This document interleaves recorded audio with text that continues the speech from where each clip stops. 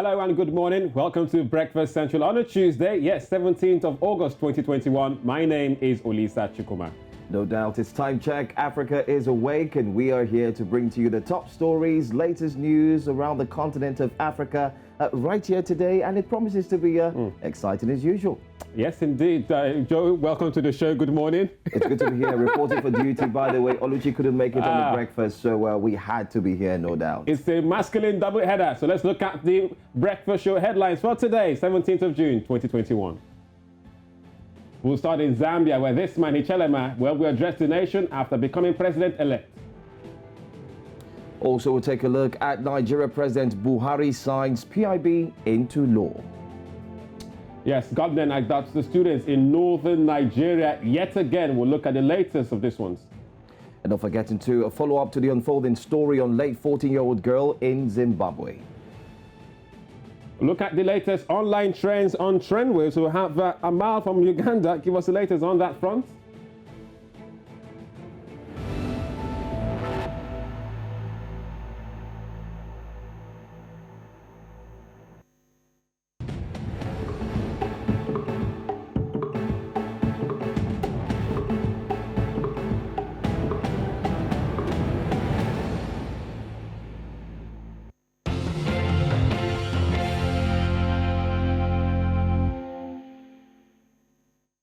You are watching Breakfast Central on News Central on a Tuesday. Let's quickly look at the front pages of different African newspapers. And we're starting in Tanzania with, the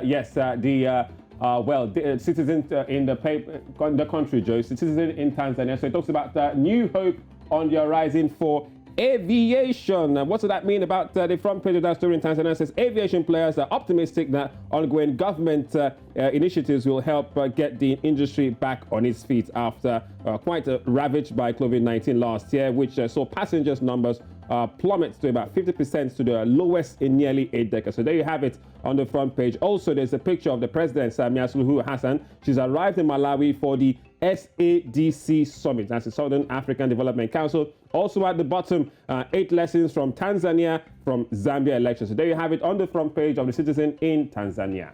And moving on strictly, we move to Daily Trust. Daily Trust is from Nigeria. You could find the stories there, the header, NNPC, PEF, PPRA to go as Buhari signs PIB into law. We're going to delve into this topic very much later on in the course of our top stories here on Breakfast Central. And also, we have many more stories that you should look out for. For instance, how bandits abduct 15 students, 5 staff from Zamfara College. That's another story you should look out for. Encomiums as IBB clocks 80 today. All right, we also have another story to look out for inside the Daily Trust. Why third force would be difficult in 2023, according to Naaba. And Olisa, there are also some interesting stories here, I must tell you, in the Daily Trust. Take, for instance, this one that you can actually find on page 26. High taxes pushing SMEs mortality rate, according to Oshibanjo. And no doubt, if you take note, you find out that some SMEs are starting to fold up. You get all the details here when you read page 26. We won't allow plateau return to days of religious crisis. Lalong talks tough. That's on page 16. And on page 4, 1,178 lives lost as cholera spreads to 23 states. This is a reminder that here in Nigeria, particularly West Africa, cholera is starting to spread like wildfire. So we need to be very, very careful. COVID-19 aid workers at risk as Buhari flouts isolation guidelines. President truly isolating, according to aid. And I hear the isolation will end probably, that will be today, and then he'll be back to office tomorrow. But no doubt you can get all of these and many more stories on the Daily Trust. All right, we're still sticking with Nigeria. Let's go to the Punch, another paper from West Africa, Nigeria. So they've gone with, yes, Buhari signs of PIB, says Petrol may sell for 300 naira. Now this will really get lots of eyebrows in the country today as FG to decide on subsidy others today. Also on the front page, we have been seeing images, really grim images of the Afghanistan airport yesterday and other days as the evacuation continues with the US forces and British forces. It says 7 died. Taliban renames country Islamic Emirates of Afghanistan as people scramble to get on flights to get away from the country. All that on the front page of the Punch. Plus, the central bottom talks about the story. Man tackles Bowen University over his daughter's death during devotion. More on that on page 4 and 5 of the Punch in Nigeria. And away from the Punch, now let's go straight to South Africa. We are focusing on Sowetan. By the way, congratulations to the Sowetan. They are celebrating their 40th anniversary. You can find that celebration right there at the top, at the taper right there. You see it.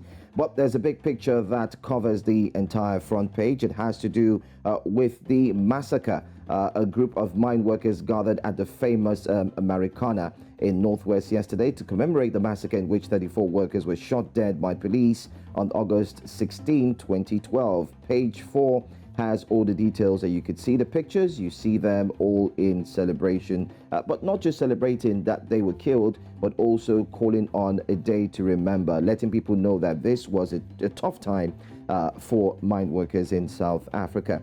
If you take a look at other stories that you will find inside the Sowetan this morning, dead man walking, missing son returns to find his own grave. That's a mysterious story, I must tell you. Page 4, you will find out on the Sowetan. 15,000 rands for night in Madiba's bedroom. Can you beat that? On page 4. You can also find that in that story as well. And there's a big header in the Sowetan. Police know who killed my son. Family has lost 3 members, last of whom was gunned down last week in never-ending hits on members of taxi organization. No arrests made. Guess what? We're going to bring to you all of this and much more in the course of subsequent bulletins here on Breakfast Central. All right, so that's a look at the front pages this morning. Up next is our top stories right here on Breakfast Central.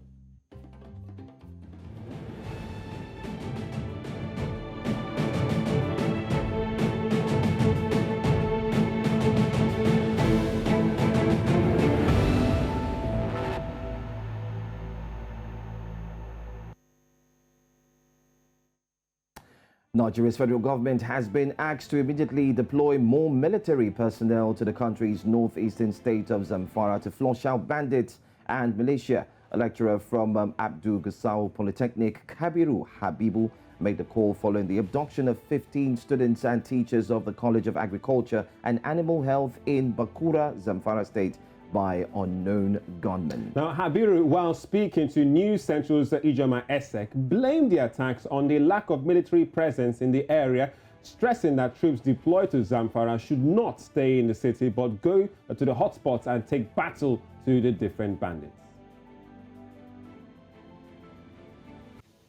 Yesterday's night, bandits came into the school. They abducted about 15 students and they killed 4 security agents, including 1 policeman. Security agents are doing their best. Government as well is doing her best. But the number of the bandits are more. And the security agents we have here are very few. So they cannot be able to confront them. What we wanted government to do here is that government should augment the security agents, that is the military officers, and the vigilante group so that they can work together. When they do that, we believe that we may achieve our main target and the security situation will be rescued in the local government. Wow. That's a sad one. Yet another abduction going at this time in Zamfara State, and that was elected to our correspondent, Ijoma Essex, saying what really happened there. So federal government are calling for more troops into the area, but this time they're talking about the use of the word bandits. Are they really, should we really bandits at this point in time where we are security-wise in Nigeria? It's a big challenge, no doubt, and they went from the name, from the acronym, thieves, or names like unknown gunmen, and now we're having bandits. And it seems to be like it's a profiting or a big business right there in the north. And you heard him right there saying that they are more than the security agents that they have on ground. So that means that there needs to be a beef up of the next security agent. So we have more top stories right here for you on Breakfast Central.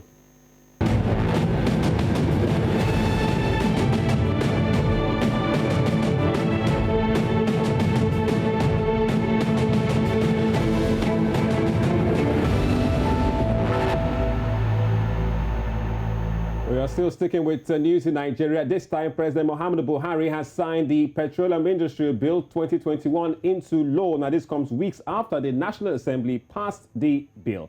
Now, the Petroleum Industry Act provides legal, governance, regulatory and fiscal framework for the Nigeria petroleum industry and the development of host communities and related matters. The bill, which had remained at the National Assembly for more than a decade, was eventually passed on July 15 amid controversy over the allocation of 3% revenue to host communities in the Niger Delta, while a fund for the exploration of oil in frontier basins, mostly in northern states, received 30%. To bring more insight on the implications of this bill, we have joining us this morning, all the way, yes, here in Nigeria, we have Desmond and Agboife SPE. He is the Director, Destin Energy. And we will also have, also joining us this morning, Energy Policy Analyst Adeola Yusuf. Welcome, gentlemen, to Breakfast Central. Morning, Adeola, are you there? Thank you very much. Morning, good to have you on the program. Well, Adeola, finally, the bill has been signed into law. What are your thoughts on this PIB bill finally from President Buhari? I think it's a welcome development. We've seen a remarkable progress in the last 1.5 months when the bill was passed into law, and from a business point of view, and just recently 2 days ago, the bill has been ratified by the president. I think that's a welcome development. We've seen that progress in the current administration. It's good credence to a well-planned democracy. So I think it's a welcome development. All right, let's look at this. There was this tussle of what should go to the host communities, but the signing actually means that the president has agreed with the 3% provision for the host communities. Now, we do know, and we taking a look at what was signed, 30% will go to oil exploration and 3% will go to the host communities. What does this make of all the statements made earlier at the National Assembly about 3% not being accepted? Yeah, thank you very much. So the issue about the 3% has caused a lot of hot debate in recent times, and we've seen clearly that there seems to be a lot of responses that were not positive at the time. Of course, from the area of the front exploration of 30% to be able to increase our national production to about 4 million barrels a day. Be that as it may, either of the options has come. I mean, I'm happy to say clearly that this is a step in the right direction. 3% might not necessarily be the best position for the host communities, but of course, I'm also aware that that's also a step in the right direction. So, I mean, just to put it in context, the 3% has been sanctioned as what is workable in time, and that really culminates to around about over $500 million for the host community. So I think that's also a positive step, as much as they also have benefits from Gas Flaring Act, which is not necessarily a revenue driver, but it's also a way to be able to improve the position of the community and also give them a skin in the game. And of course, issues around the front exploration fund of 30%. Yes, that is also a plan to improve our national gross production per day and also boost our reserve capacity as a country. Of course, we are in a time where we need more oil than ever. The prices have not been the best in the last few years, and I think that's also a way for us to ensure that we are sustainable and also produce, albeit the OPEC plus quota. Oh. Yeah, so I think it's a welcome development, and we hope that what is key is for us to see how that would take up the next step towards implementation, and then things start getting clearer. All right, Desmond, before we let you go, now you're an energy expert. Now, the Nigerian energy sector has long been beset with corruption, inefficiency, lack of transparency, and even insecurity at the Petroleum Industry Act overhauls nearly every aspect of oil and gas production. Where is Nigeria now headed with this? Yes, clearly. I mean, I think the framework that has been set has penned down high-level objectives, one of which is to ensure transparencies in the entity, which is the new NNPC coming up on board, and also, of course, put up a lot of structure to ensure that we are a profitable upstream company, a profitable downstream company, and overall a profitable integrated company, which is the NNPC. We see this bill as a step to ensure that those excesses in the last few years will be curtailed. And I think that's also one of the imperative of this administration, to ensure that the bill is enacted to be able to curb these excesses that we see in recent times. Everywhere in the world, the oil and gas industry has been saddled with a lot of issues that pertain to corruption, not only in Nigeria, to be honest. But I think what is even key right now is for us to understand that this is also a step for us to put our future in our hands as a country, and also ensure that we do the right things to keep us at par with the other major companies in the world. All right, interesting. Desmond, would like you to please hold on. We also have Adeola Yusuf, energy policy analyst, who has joined us this morning. Adeola, a quick one. Well, there are statements being made that now that the PIB has actually been signed into law, we might start seeing fuel prices go up to as much as 300 naira fuel per litre. Can you repeat the question, Adeli? Okay, taking a look at the fact that the bill has been signed into law, is this true that we might see the fuel price go up to as much as 300 naira per litre? Okay, thank you so much for that question. What is true is that a regulated price of petroleum motor spirit, which is, premium motor spirit, which is Petrol, has been outlawed by the signing of that bill into law. So we are not having the price of petrol at 300 naira per litre. We are having it as the international crude oil price, determines. So we are to have free market now, in which anytime we have prices of crude oil, up at the international market, it is going to affect the local price of the products in the country. And anytime we have it low at the international crude oil market, we are going to have the prices of petroleum products low in the country as well. So what that means is that we are not going to have a fixed price. But as at yesterday, reports that we got from the marketers and the market shows that as at yesterday, the price that the premium motor spirit will sell will be around 300 naira per litre. So that doesn't mean that by today, if we have higher increase in the prices of crude oil, we won't have it higher. That doesn't mean that if we have it low at the international market, we will not have it lower. So the center of that PIB, when it comes to the downstream sector, is that the downstream sector has been totally regulated. So we are going to have the free market, and the price as well is going to be affected by the free market. All right, gentlemen, but we still have Desmond on the line right here with us on Breakfast, and you too, Adeola. I want to go back to the front page of the Punch this morning, which is what Nigerians were waking up to, if we can have that on our screen this morning. So this is what we're waking up to this morning. Petrol may sell for 300 naira. Federal government to decide on subsidy orders today. Gentlemen, and starting with you, Desmond, should the average Nigerian be worried now, being that the PIB has been, passed? Should we be worried?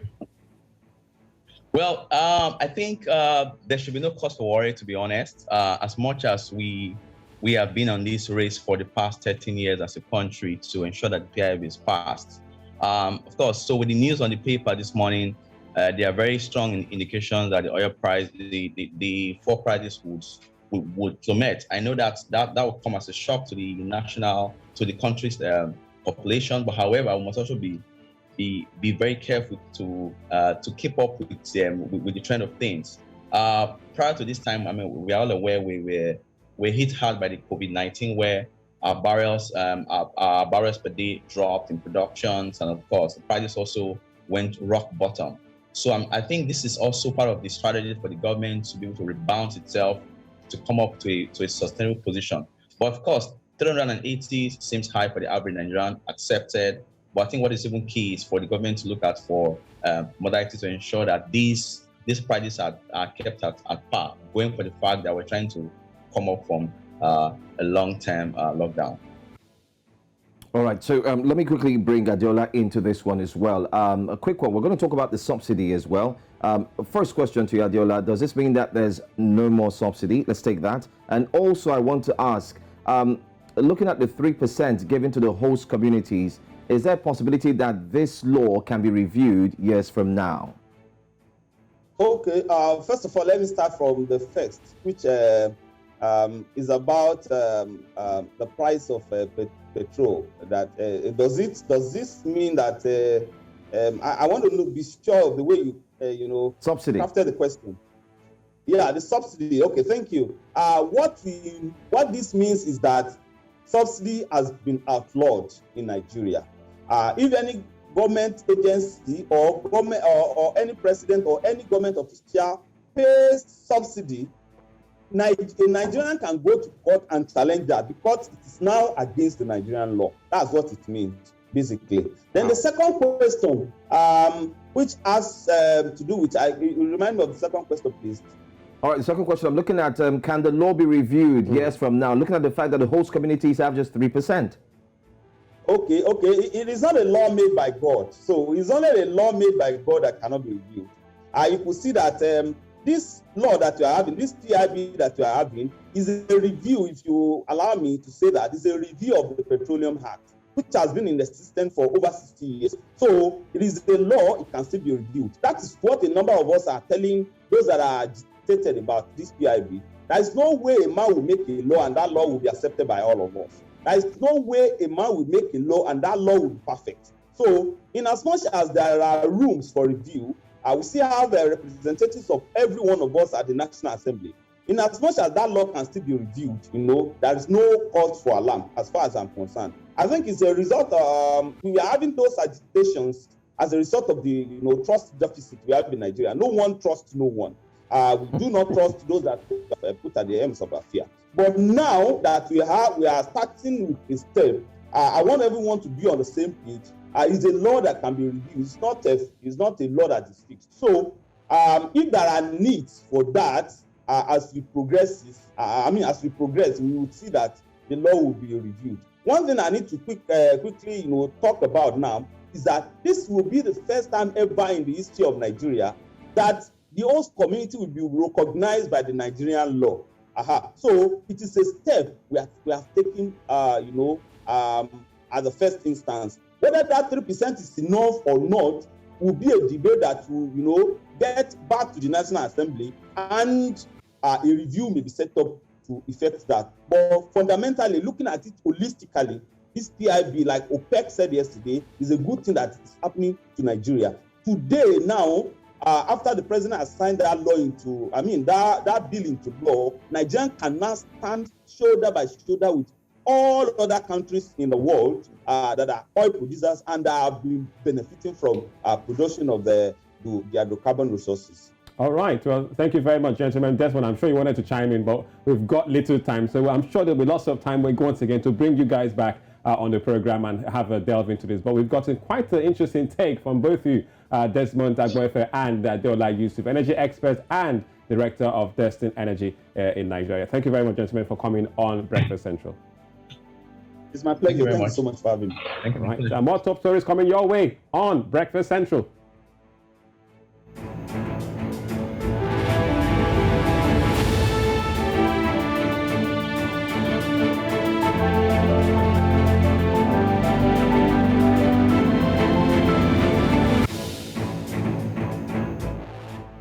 You're also watching Breakfast Central. Let's take you to Zambia now, where the outgoing president, Edgar Lungu, has conceded defeat after the country's electoral commission announced his rival, Hakainde Hichilema, winner of the August 12 presidential polls. Now, with a speech, he says, I will comply with the constitution provision for a peaceful transfer of power. I wish to congratulate my brother, Hakainde Hichilema, for being president-elect for the 7th president of Zambia. So that is Edgar Lungu Joe conceding defeat, which clearly many in Africa have said, ooh, So the incumbents can actually lose, and We saw something similar in Nigeria, Okay, of course. okay. I mean, the former president, Jonathan, Yes. conceding defeat and giving a call to the current president as well. So I think it's something that everybody wants to emulate at some point, knowing the fact that Africa is known to have leaders who would love to hog that seat for a long time, even pass it on to their children. But anyway, Hakainde Hichilema defeated the incumbent President Edgar Lungu by a landslide of more than 1 million votes. It was Hichilema's sixth attempt at winning the presidency, and his supporters have been celebrating on the streets of the capital of Lusaka. So it's worthy of a celebration, if you put it that way, because we can see the videos as well. But let's see a video of his address to the nation yesterday. Citizens of Zambia, it is with great honor, humility, gratitude that I stand before you today to say change is here. Zambia, therefore, has prevailed. This victory does not belong to Echesh to Bali. This victory belongs to the men and women of Zambia, especially the youth. Especially the youth. We are victims of violence. We are victims of demonization, mudslinging. For years, you all know that. We are victims of retribution. We are not about to take public office, replace those that have been very violent against our people, and only to start a new wave of violence. We're not about to be that. I want to thank you, sir, for your message, for conceding defeat, and for indicating that you will support a smooth transition. I don't want to call it power, of servant leadership. All right, so that's President-elect of Zambia. Yes, Hichilema speaking about, taking power. So we're waiting for the swearing-in ceremony in a couple of months' time, Joe. No doubt, it's worthy. I'm going to say that again. It's worthy of celebration. Not my statement, but statements made by Zambians who have actually continued to say, you know what, we are happy. It was free and fair, though there were pocket-sized violence in between here and there, like the man who was killed, thanks to a reporter, correspondent on ground. But here and there, you found out that people wanted this, and they went out to get it. That's exactly what we saw. All right, so lots to talk about in terms of Zambian democracy and democracy in Africa and smooth transition of power. You're still watching Breakfast Central on News Central. Lisa and Joe with you today on a Tuesday. Before we tell you what's coming up, let's bring you a recap of what we've seen so far today on Breakfast Central. Taking a look at the recap this morning, we brought to you the story about the president-elect Hichilema, who just addressed the nation. President Buhari, Nigeria signs the Petroleum Industry Bill into law, and we told you what that means with our energy experts. And don't forget, we also brought to you the front pages of the Daily.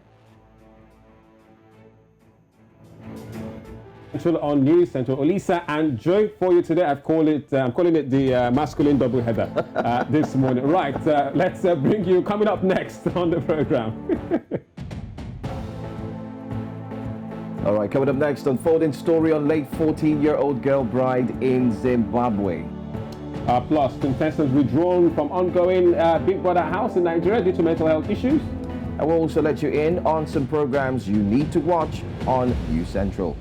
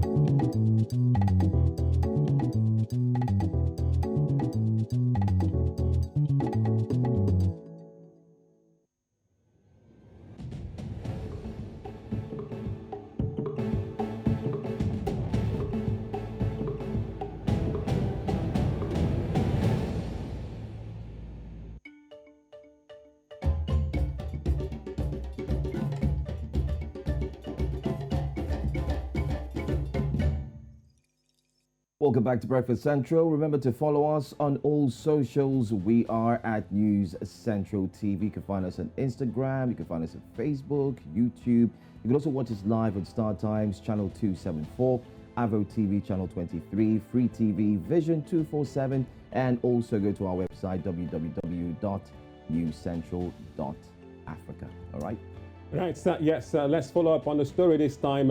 Unfolding, yes, still ongoing. Quite a sad one in Zimbabwe. Now, police in the country are investigating the death of a 14-year-old girl during childbirth. Yes, childbirth. A case that sparked outrage among citizens and rights activists in the country.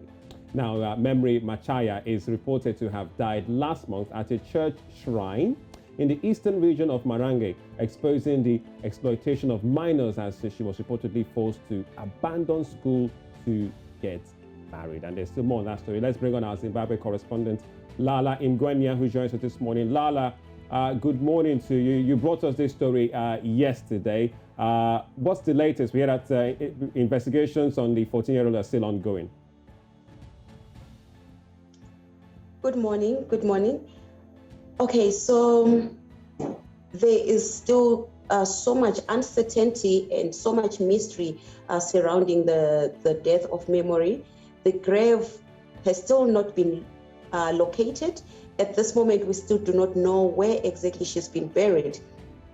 However, there's been new developments and reports has surfaced that the family of the supposed husband has been compensated by Memory's younger sister, who is only 9 years old. But at this point, the police has not confirmed or denied these recent allegations that are very, very disturbing, because Memory herself is believed to have been 14 years old, and now a younger sister who is only 9 years old is believed to have been given to the husband as compensation. Wow. I mean, this is quite sad. This begs for this is painful. At the same time, it's something that everybody does not want to go through. You have Memory, who just lost her life, and then the younger sister has been touted to have been given to the husband as well. But anyway, the United Nations actually has come into the picture. We hear that they are urging the governments to actually recognize child marriage as a crime and bring an end to the practice. But how soon, or is there even a possibility that they will be heard? Okay, so this is what has been happening over the past 3 years.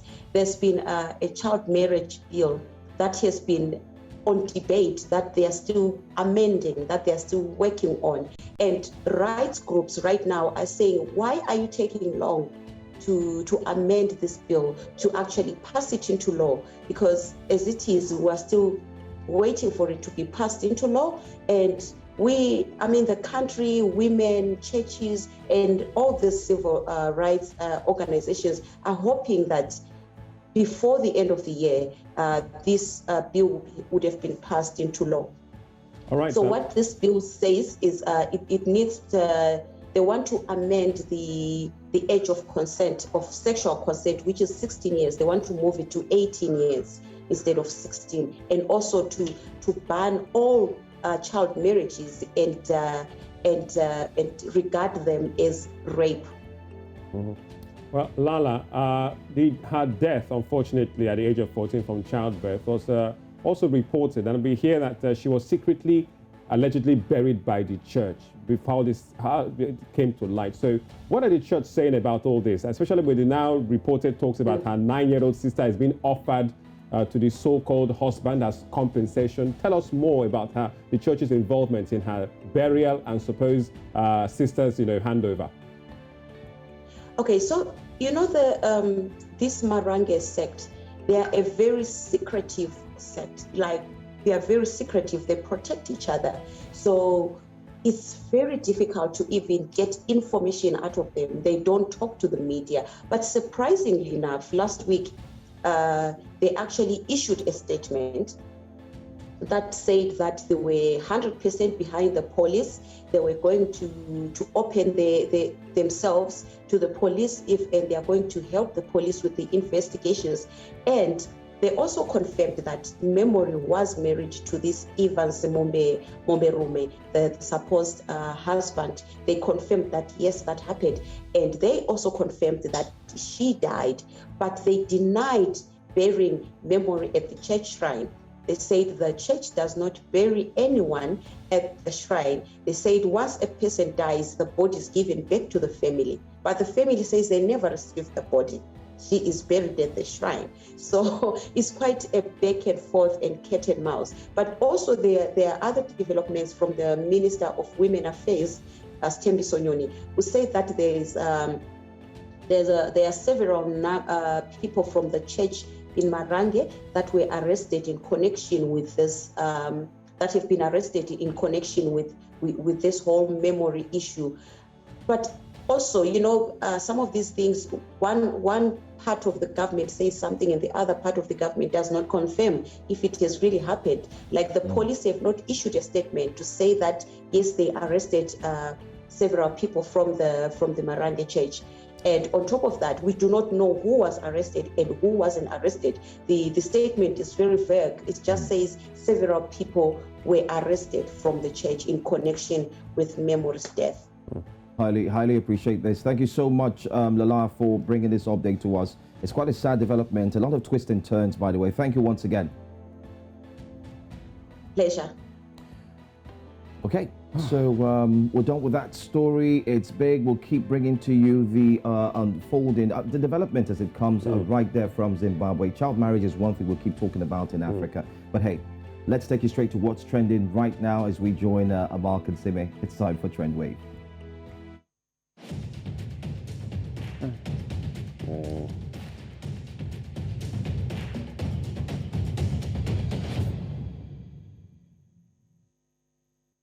Right, so you're still watching Breakfast Central. It's News Central, Lisa and Joe for you this morning. Now, there's been lots happening, both online and offline, especially when it comes to the social media space. And Amal Kansime, I love to call her my Ugandan Amber Rose in positive quotes there. Amal, morning to you. Morning, what's going Lisa. down on the social media info web space? Now, sadly, all the trending news this past week has been quite sad.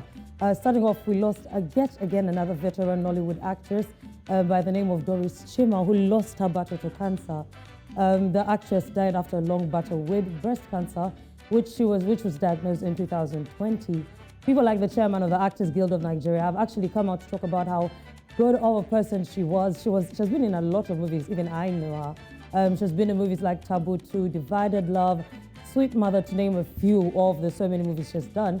But let's take a look at some of the tweets from her fans. We have official Mickey Joe, who says, "We shall never die untimely death. May her soul rest in peace." Most of her fans are very heartbroken by this news. We have Onika Ninja, who says, "We're losing so many veteran Hollywood stars. I think just this year we've lost more than 3 already," which is very, very alarming and very sad. We have Oxy, who says, "Distance between life and death is like a very thin wire. Always appreciate God for your health. Health is wealth." And then, Alisa, maybe you can help me with the pigeon over there. Well, it says, it says that a person where they are alive, they chop, see money and spend well. So basically saying who's alive that gets to eat their money or spend their money. Yeah, That one, Amal, really sad. And you also have a story about this time, quite concerning too, the ongoing Big Brother house in Nigeria. What's going on? This trend wave it's bittersweet. I would call it bittersweet because Haley, who was on this season's Big Brother, has decided to leave the Big Brother house to focus on his mental health. Now, we all know how important mental health is. So there's been mixed reactions from his fans, as his fans obviously wanted him to win, but also want him to get better because, like the pigeon comment before, it's he who is well that can eat their money. But let's look at what social media has to say about this. We have Kalami Thoughtful, who says, "Any cruise-related comment on such a sad story will be experienced tenfold by..." Wow, this person is angry. But basically, mental health is no joke.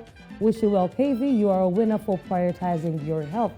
And I definitely agree with that. We have more tweets from Real Bass, who says, "Well, I hope going forward, more effort will be accorded to mental health evaluation prior to going into the house. Could be pretty hard coexisting in the same space with total strangers for 90 days.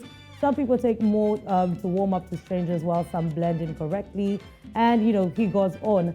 Now, the conversation has been, should intending housemates for Big Brother be analyzed by a medical doctor to find out if they're, mentally okay to be in a house for 90 days? Because I can only imagine what toll it takes on you. I don't know. What do you think, Olisa? Well, clearly I'm not going to last 3 days. That's for sure. But it is quite commendable that I think Big Brother and also the contestant himself, KV, decided to withdraw, from the competition because mental health is quite key. And Joe, it brings up the discussion about mental health. That if you're not fit to go, pull out. We saw that in the Olympics. We saw that even at the tennis event with Naomi Osaka. So it's an ongoing debate, even within Africa here. It will continue to be an ongoing debate, whether we like it or not. And it's not easy, that's the truth. I mean, one of your tweets says, staying with total strangers for 90 full days. Even 1 week, if I'm going to stay with Olisa and Amal, forget that we're colleagues, but if we're going to live in the same house, I'm going to see things I've never seen before, and it might change the way I feel. I don't think you're giving laptops or books or anything or phones. You're supposed to, I think those things are taken away from you. I don't really watch Big Brother, but I could imagine being in the house, even with you, Amal. No pun intended. But thank you so much for having me. That is it on the Trendwave today. Hopefully we'll have better news when I come back on Thursday. Yes, thank you very much, Amal.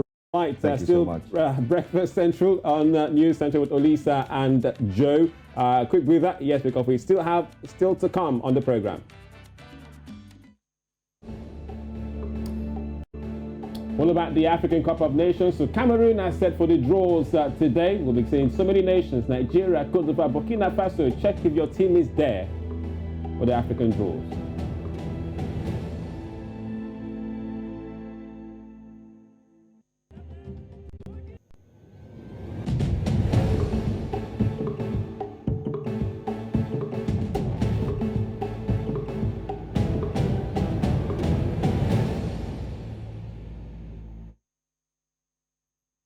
You're also watching Breakfast Central on News Central TV. Hello to all our friends in Kenya, Zambia, Zimbabwe, wherever you are. Thank you for joining us. Well, in the wake of the incessant kidnappings and abductions of students in the northern part of Nigeria, a spoken word artist named Alhan has lent a voice to the call for government to do more to protect its citizens and preserve the region. This we have on Who Said What. Take a look.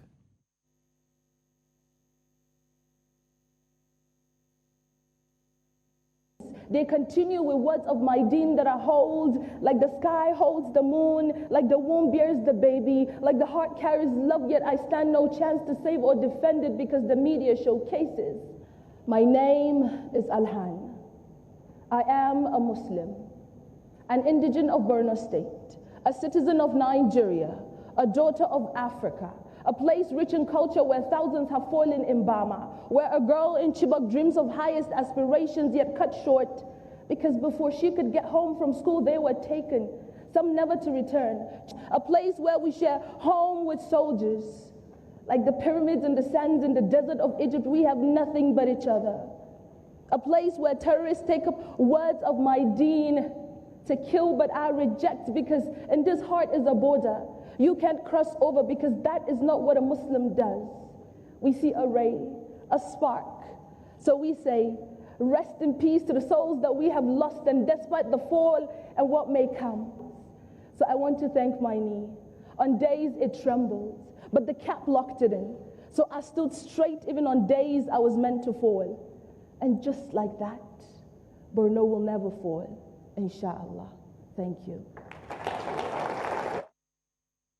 That's a dip one. Video taken off from right there, Alhan, speaking to the souls and minds of those who are at the top of affairs. Yeah, she's gave quite an interesting spoken word art, but with a topic, with a conscience, with something to say, because she's a woman.